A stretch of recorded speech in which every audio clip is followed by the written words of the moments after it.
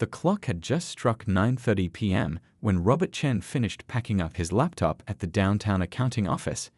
His kids would already be in bed by now, but he promised to make it up to them with pancakes for breakfast. As he walked to his car in the parking garage, his phone buzzed with a goodnight text from his wife, making him smile despite his exhaustion. The streets were quiet that night, with only a few cars sharing the road. Robert's dark blue BMW cruised smoothly along the familiar route home, its well-maintained engine humming softly. He bought the car 3 years ago to celebrate making partner at his firm, and he took pride in keeping it in perfect condition. The radio played gentle jazz as he mentally planned tomorrow's family breakfast. Just 2 blocks from his neighborhood, blue and red lights suddenly flooded his rearview mirror. Robert's heart rate picked up slightly. He knew he hadn't been speeding, his registration was current, and all his lights were working. Still, he did exactly what his father had taught him years ago: turn on the interior light, keep both hands visible on the steering wheel, and pull over slowly and safely. The patrol car stopped behind him, its bright lights making it impossible to see the officer in his mirrors. Robert took a deep breath, reminding himself that he had nothing to worry about. He was a respected professional, a family man, someone who'd never even had a parking ticket. The approaching footsteps were heavy and deliberate. In his side mirror, Robert could see the officer's hand resting near his weapon, a detail that made his stomach tighten. Before Robert could even roll down his window completely, the officer's flashlight beam hit his face with startling intensity. "Let me see your hands." The officer barked, his voice sharp and aggressive. "ID, now." Robert kept his voice steady, though his heart was racing. "Officer, my ID is in my wallet. I'm going to reach for it very slowly." He narrated each movement carefully, hoping to ease the inexplicable tension. The officer, whose nameplate read Reynolds, cut him off. "You match the description of a suspect in a carjacking reported earlier tonight." His tone left no room for discussion, despite the obvious inconsistencies. Robert was wearing a tailored business suit, sitting in a car that clearly belonged to him, with his company parking pass still visible on the dashboard. The whole situation felt surreal. Robert had spent 15 years building his career, serving on community boards, and coaching his kids' soccer teams. Yet here he was, being treated like a criminal for simply driving home from work. The security camera on the bank building across the street silently recorded everything, capturing a scene that would soon spark a national conversation about justice, prejudice, and the unexpected champion who would step forward to right this wrong. Through it all, Robert maintained his composure, even as Officer Reynolds' accusations became increasingly hostile. He knew that somewhere, somehow, the truth would come out. What he didn't know was that this routine drive home was about to become the catalyst for change that would reach all the way to the highest offices in the land, and that his story would soon catch the attention of someone no one expected to get involved. The night air grew colder, and more patrol cars began arriving, their lights painting the quiet street in an eerie dance of red and blue. Robert sat perfectly still, his hands where they could be seen, as his mind drifted to his sleeping children at home. He thought about the conversations he'd need to have with them tomorrow, about why Daddy was late, about why sometimes people judge others unfairly, and about how staying calm in the face of injustice can be the strongest form of resistance. Little did anyone know that this seemingly routine traffic stop would set in motion a chain of events that would not only change Robert's life, but would also spark a nationwide conversation about police reform, justice, and the unexpected alliances that can form when truth prevails over prejudice. The tension in the air grew thicker as Officer Reynolds continued to shine his flashlight directly into Robert's eyes. The simple act of reaching for his wallet, something he'd done countless times before, now felt like defusing a bomb. Each movement had to be slow, deliberate, and announced in advance. "I'm going to reach for my wallet now," Robert said calmly, his voice steady despite his racing heart. "It's in my back pocket." The leather wallet held not just his driver's license, but also pictures of his kids, his business cards from the accounting firm, and even a drawing his daughter had made him, all pieces of a life that proved he was far from the criminal the officer seemed determined to see. "Get out of the vehicle," Officer Reynolds suddenly demanded, his hand now fully resting on his holster. The command caught Robert off guard. He'd done nothing wrong, shown no aggression, yet the situation was spiraling out of control. The chilly night air rushed into the car as Robert carefully opened his door, his legs slightly shaky as he stepped onto the pavement. Across the street, the lights were still on in Ming's corner store. Mr. Ming, who had known Robert for years as a regular customer, watched the scene unfold through his shop window with growing concern. His security cameras whirred quietly, capturing every moment of the escalating situation. "Hands where I can see them. Turn around." The officer's commands echoed off the buildings, drawing curious faces to nearby windows. Robert complied, his heart pounding against his ribs as he faced his BMW. The car's engine was still running, the jazz music now a surreal soundtrack to this nightmare. "Officer, I can explain," Robert started, his voice remaining remarkably composed. "I'm just heading home from work. My house is 2 blocks away. You can check my ID, my registration." But Officer Reynolds cut him off, his voice growing more aggressive with each passing second. "You match the description perfectly," the officer insisted, though he hadn't actually shared what that description was. "A black BMW was reported stolen just hours ago." Robert could hear the crackle of the officer's radio, more patrol cars apparently on their way. In his mind, Robert pictured his wife at home, probably wondering why he wasn't answering her texts. He thought about his briefcase in the passenger seat, filled with client files he'd planned to review before tomorrow's meeting. How had a normal Tuesday night turned into this? Mr. Ming had seen enough. With trembling hands, he picked up his phone and started recording, adding to the growing collection of evidence.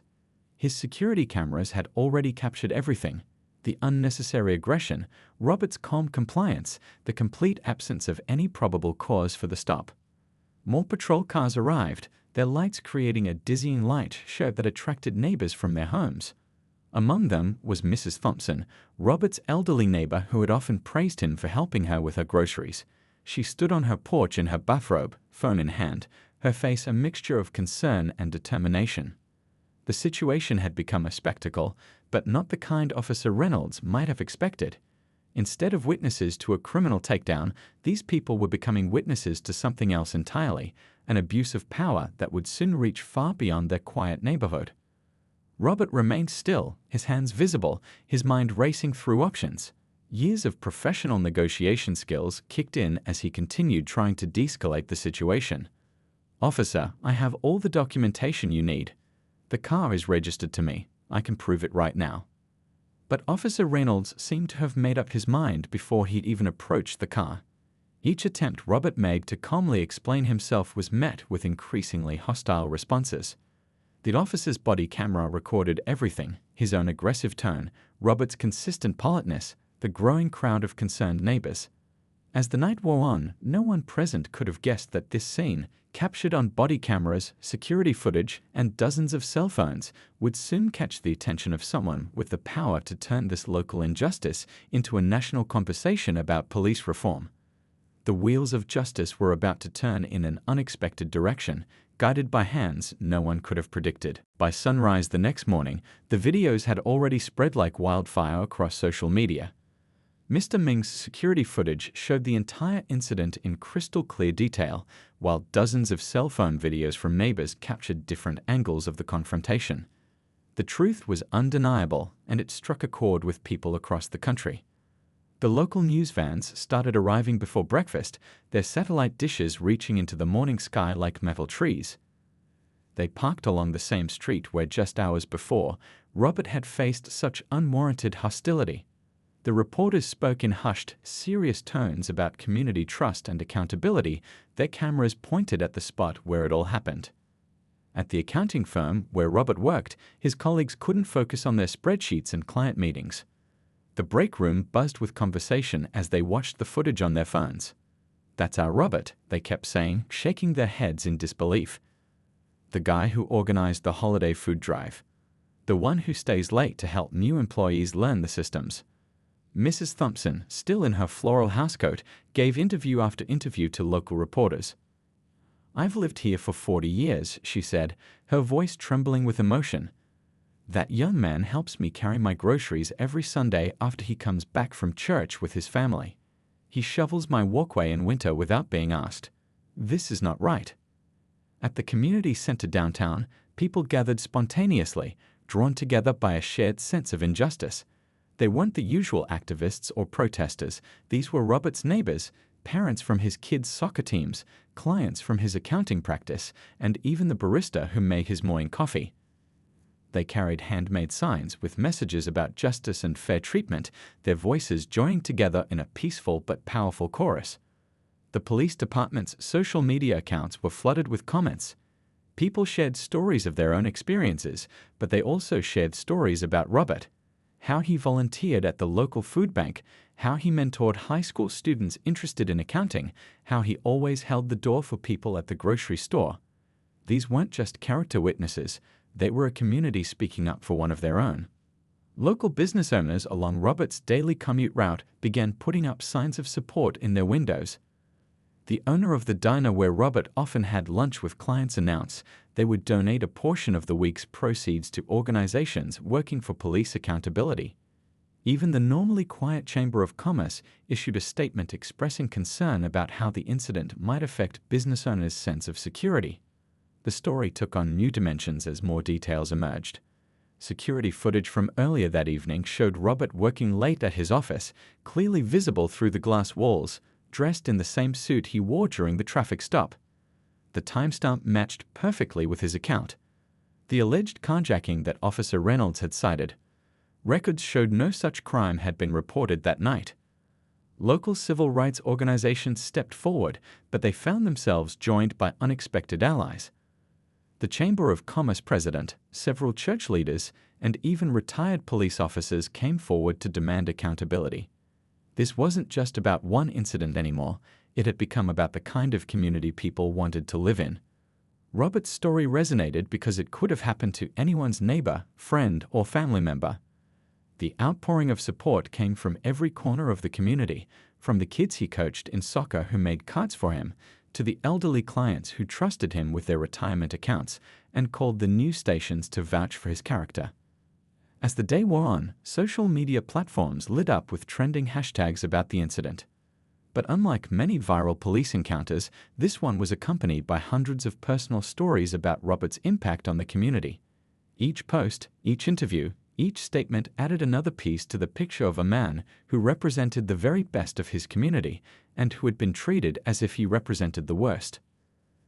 The growing wave of support would soon catch the attention of someone unexpected, someone whose interest in the case would turn this local incident into a national conversation about justice, respect, and the true meaning of community. But for now, as the sun set on that first day, the focus remained on a community coming together to stand behind one of their own, proving that sometimes the strongest response to injustice is the united voice of neighbors standing up for what's right. The police department's internal affairs office was unusually busy that morning. Phones rang constantly as investigators huddled over computer screens, reviewing footage from multiple angles. The incident had forced the department to take a hard look at itself, and what they found was troubling. Officer Reynolds sat stiffly in a chair across from the internal affairs investigator, his usual confidence noticeably absent. The investigator, a veteran with 25 years on the force, pressed play on the body camera footage for what felt like the 100th time that day. "Let's go through this again," the investigator said, his voice tired but determined.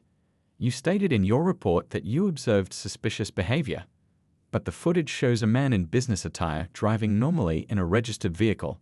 Can you explain the discrepancy?" The silence in the room was heavy. On another screen, security footage from Mr. Ming's store played silently. The timestamp matched perfectly with Robert's account of events. There had been no carjacking report that night. That fact had already been confirmed by dispatch records. Down the hall, the police chief faced a room full of reporters. The questions were relentless. Why had previous complaints about Officer Reynolds been overlooked? How many similar incidents had gone unreported? What changes would be made to prevent this from happening again? The chief, a normally composed figure, looked exhausted. "We're conducting a thorough investigation," he announced, his words careful but sincere. "Every complaint filed against Officer Reynolds over the past 5 years is being reviewed. We've also started an audit of our complaint review process." Back in the records room, investigators discovered a pattern. 5 previous complaints against Officer Reynolds had been filed in the past 3 years, all following a similar pattern. Each had been dismissed with minimal investigation. The paper trail painted a picture of systematic oversight failures that could no longer be ignored. "Look at this," one investigator said to another, pointing at her computer screen. 3 of these complaints came from the same neighborhood. All involved traffic stops. All cited suspicious behavior as the reason for the stop. But none of the stops resulted in arrests or citations. The department's training officer was called in to review Officer Reynolds' recent qualification records. Had he completed the required bias training? The records showed he had, but had he taken it seriously? The training officer remembered Reynolds joking during the sessions, treating them as a mere formality. Outside, protesters gathered peacefully, their signs asking for accountability. But these weren't just ordinary protesters. Among them were retired police officers, some who had served the community for decades. They spoke to news cameras about the importance of trust between police and the community they served. "This isn't about attacking the police," one retired sergeant told reporters. "It's about protecting the integrity of the badge. When officers abuse their power, it makes the job harder for every good cop out there trying to build trust with their community." The Internal Affairs investigation revealed deeper issues within the department. The system for tracking and investigating complaints was outdated. Officers with multiple complaints could slip through the cracks if the complaints were spread across different supervisors or shifts. The police chief's phone buzzed constantly with messages from other departments across the country. Many were watching how this case would be handled, knowing it could set a precedent for their own reforms. Some offered advice based on their experiences, while others asked for guidance in reviewing their own procedures. As investigators dug deeper, they found that Officer Reynolds had developed a reputation among his fellow officers. Some had noticed his aggressive approach but hadn't spoken up. The blue wall of silence had protected him, but now that wall was crumbling as officers realized that protecting bad behavior only hurt their profession. The investigation wasn't just about one traffic stop anymore. It had become a catalyst for examining every aspect of how the department operated. Training procedures, complaint systems, supervision protocols, everything was under scrutiny. Change was coming, driven by the power of irrefutable evidence and a community's demand for justice. Little did anyone know that this thorough investigation would soon catch the attention of someone at the highest levels of government, someone whose unexpected intervention would turn this local police reform effort into a national movement for change. But for now, in the fluorescent-lit offices of Internal Affairs, investigators continued their work, knowing that the truth they uncovered would help reshape the future of policing in their community. The morning sun was just peeking over the horizon at Mar-a-Lago when former President Trump, scrolling through his social media feed, stopped at the viral video of Robert's encounter with Officer Reynolds. The footage played on his screen, and unlike many videos that crossed his path each day, this one made him watch it again. And then once more. "Get me more information on this," he commanded, his voice carrying that familiar mix of authority and urgency. His staff scrambled, knowing that tone meant something important was brewing in the former president's mind. Within minutes, they had compiled a complete briefing on the incident. Trump sat in his office reviewing the details. The successful accountant with a spotless record. The groundless traffic stop. The community's overwhelming support. But what caught his attention most was how the situation transcended typical political lines. This wasn't about left or right, it was about right and wrong. "This is not what American justice looks like," Trump declared, reaching for his phone. His thumbs moved swiftly across the screen as he composed a message that would shock both supporters and critics alike. "When good Americans are treated this way, we must take action. I've seen the video. This man deserves better. We all deserve better." The post exploded across social media within minutes. News networks interrupted their regular programming to analyze this unexpected development. Political commentators scrambled to understand the implications. Nobody had anticipated the former president taking such a strong stance on this local police incident. But Trump wasn't finished. He picked up his phone again, this time to make a call. His staff watched in amazement as he personally reached out to Robert's family. "I want to meet with him," Trump announced after the call. "Here at Mar-a-Lago, this week." The invitation sent shockwaves through the political landscape. He was a former president known for his law and order stance, reaching across traditional political lines to address what he saw as a clear injustice. News helicopters hovered over Mar-a-Lago as preparations began for the meeting. Robert arrived at the luxurious estate 2 days later, still processing the surreal turn of events. The former president greeted him warmly at the door, no staff, no ceremony, just two Americans about to have an important conversation about justice. "I watched what happened to you," Trump said as they sat down. "That's not the America I know. That's not the America any of us should accept." The meeting, scheduled for 30 minutes, stretched to 2 hours as they discussed not just Robert's experience, but broader issues of police reform and community trust. What happened next surprised everyone. Trump didn't just listen, he took action. He arranged for top civil rights attorneys to review Robert's case. He made calls to state officials, urging them to examine their police training procedures. His social media accounts shared updates about the case, keeping it in the national spotlight. The former president's involvement transformed the narrative. What had been a local story about police misconduct became a national conversation about justice and reform. Trump's supporters, many of whom might have been skeptical about police reform discussions in the past, found themselves engaged in serious conversations about accountability and fairness. "This isn't about politics," Trump explained to reporters gathered outside Mar-a-Lago.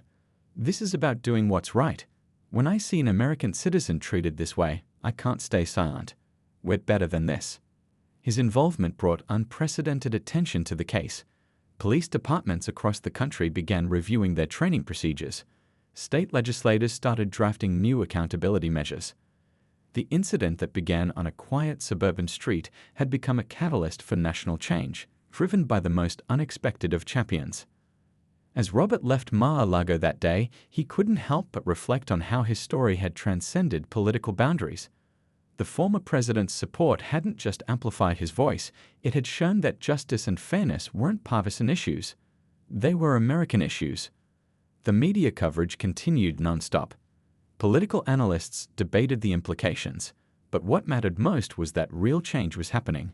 And it all started because someone in a position of power looked past political divisions to see a simple truth: injustice anywhere is a threat to justice everywhere. The state capitol building buzzed with unusual energy that morning. Lawmakers from both parties hurried through the marble halls, their footsteps echoing as they made their way to an emergency session. The viral traffic stop video, combined with former President Trump's involvement, had created something rare in modern politics: genuine bipartisan momentum for change. Inside the main chamber, every seat was filled. Representatives who normally avoided eye contact across the aisle now sat together, reviewing draft legislation. The police reform bill that we're discussing wasn't just another piece of paper, it represented real change, sparked by a single traffic stop that had captured the nation's attention. "This isn't about politics anymore," announced the House Speaker, his voice firm and clear. "This is about making sure every citizen feels safe in their own community." The words resonated through the chamber, drawing nods from both sides of the aisle. Officer Reynolds' actions had become a wake-up call that transcended political divisions. The proposed reforms were comprehensive. Enhanced training programs would focus on bias awareness and de-escalation techniques. Body cameras would now be mandatory for all officers, with strict penalties for turning them off during encounters. A new civilian oversight board would review complaints, ensuring transparency and accountability. In the committee rooms, police chiefs from across the state shared their perspectives. "We need these changes," said one veteran chief, his voice carrying the weight of 30 years of experience. "Good officers have nothing to fear from accountability. In fact, they welcome it. It makes their jobs easier when the community trusts them." Meanwhile, at the police academy, instructors were already implementing new training modules. Cadets watched the footage of Robert's traffic stop, analyzing what went wrong and how it could have been handled differently. "This is what not to do," explained one instructor, using the incident as a teaching tool for the next generation of officers. The reforms weren't just about punishment, they'd focused on prevention. Mental health professionals would now accompany officers on certain calls. Regular community feedback sessions would be mandatory. Officers would spend time each month in community service, getting to know the neighborhoods they patrolled. Local businesses stepped up to support the initiative. The Chamber of Commerce organized workshops where officers could meet with business owners, building relationships before crisis situations arose. Coffee shops hosted coffee with a cup events, creating casual spaces for community dialogue. Officer Reynolds, still on administrative leave, became an unintended symbol of why these reforms were necessary. His personnel file, now public record, showed a pattern of behavior that better oversight might have caught earlier. His case wasn't just about one bad traffic stop, it highlighted systemic issues that needed addressing.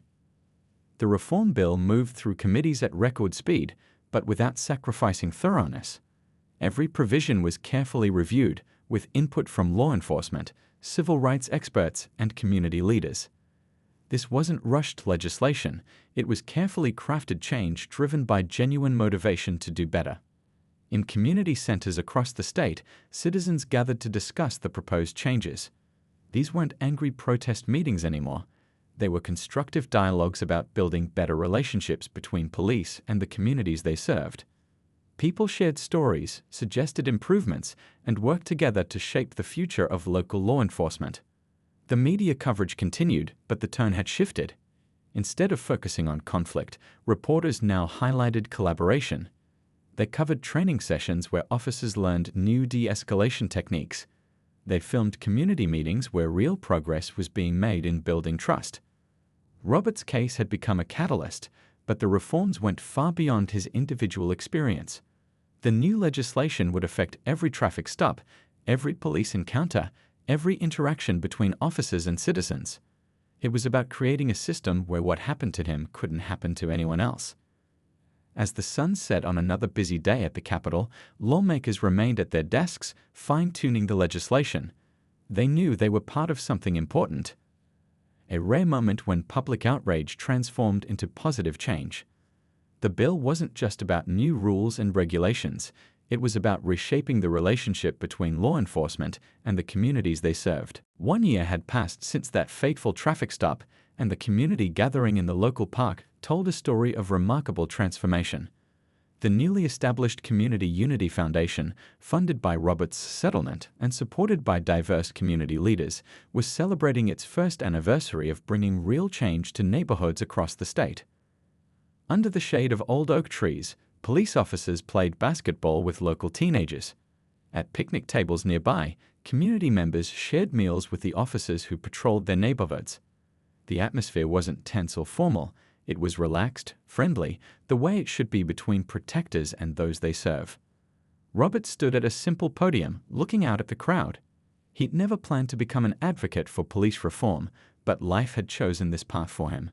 "What happened to me could have left me bitter," he told the gathered crowd, his voice carrying across the park. "Instead, it inspired me to help build something better." The Foundation's achievements in just 1 year were impressive. They'd established scholarship programs for underprivileged youth interested in law enforcement careers. Community policing workshops had trained hundreds of officers in better engagement techniques. Youth mentorship programs paired retired officers with local kids, building bridges between law enforcement and the next generation. In the police department, the changes were visible. Officer Reynolds' former desk now belonged to a new officer who had gone through the enhanced training program. The department's walls displayed community feedback boards, and the once dreaded complaint review process had become a model of transparency and fairness. The retired police sergeant who now ran the Foundation's training programs often used Robert's case as a teaching tool, not to shame, but to learn. "Every interaction is an opportunity," he would tell new officers. "An opportunity to build trust or break it. An opportunity to protect or to harm. The choice is yours." Local businesses had become active partners in the change. The coffee shop where Robert used to grab his morning coffee now hosted monthly community police dialogue sessions. The owner had turned the back room into a casual meeting space where officers and residents could talk openly about their concerns and ideas. The settlement money could have been just compensation for a wrong done, but Robert had turned it into seed funding for lasting change. The Foundation's programs reached far beyond police reform. They addressed root causes of community tension, creating opportunities for education, employment, and understanding. Former President Trump's early support had opened doors, but the foundation's success came from grassroots involvement. People from all walks of life volunteered their time and talents. Retired teachers tutored at-risk youth. Business leaders offered internships. Police officers gave up their free time to coach sports teams. The state's new police reform laws, sparked by Robert's case, had become a national model. Other states sent delegations to study the changes. The training programs, oversight mechanisms, and community engagement initiatives were being replicated across the country. What started as one man's nightmare had transformed into a blueprint for national change. In the foundation's office, a framed photo showed Robert and his family with former President Trump at Mar-a-Lago. Next to it hung Mr. Ming's security camera footage from that night, a reminder of how one incident, captured on camera, could catalyze real change. But the real story wasn't in those images. It was in the daily interactions between police and community members, now marked by mutual respect and understanding. The Foundation's youth programs were especially successful. Kids who once feared police officers now saw them as mentors and allies. Officers who had been trained to see certain neighborhoods as problem areas now saw communities of people working hard to build better lives. Robert's accounting skills had proven valuable in managing the Foundation's resources, ensuring every dollar contributed to meaningful change. But his most important contribution was his ability to bring people together, to help them see past their differences and focus on their shared goals. As the anniversary celebration continued in the park, the sound of laughter and friendly conversation filled the air. Children played on new playground equipment donated by local businesses.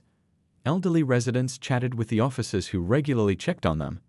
This wasn't just a community event, it was a vision of what every community could become when people chose unity over division, understanding over fear. The sun began to set on the celebration, casting a warm glow over the gathered crowd. Tomorrow, the Foundation's work would continue. More programs to run, more bridges to build, more lives to change. But for now, watching the simple joy of a community coming together, Robert knew that sometimes the worst moments in life could lead to the best changes if you had the courage to transform pain into purpose.